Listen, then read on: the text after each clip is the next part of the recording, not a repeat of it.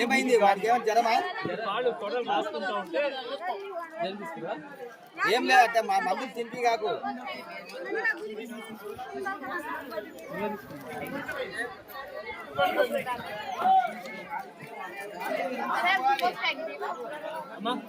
తీసుకోండి.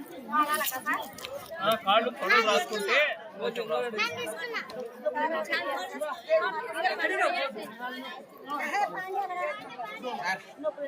చాలా ఎక్కువ